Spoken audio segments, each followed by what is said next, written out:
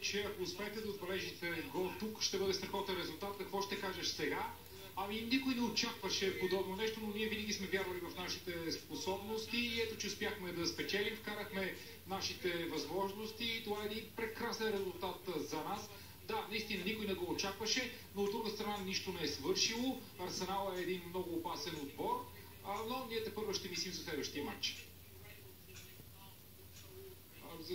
Как смяташ, че успяхте да накарате Арсенал да изглежда толкова слаб тази вечер? Ами ние сме много добър отбор.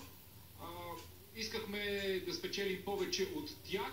Борихме се по целия терен и реализирахме нашите възможности. Вкарахме цели 3 гола. Най-важното е да успееш да бележиш. Ние се умяхме да го направим. Смяташ ли, че Арсенал ви подцени?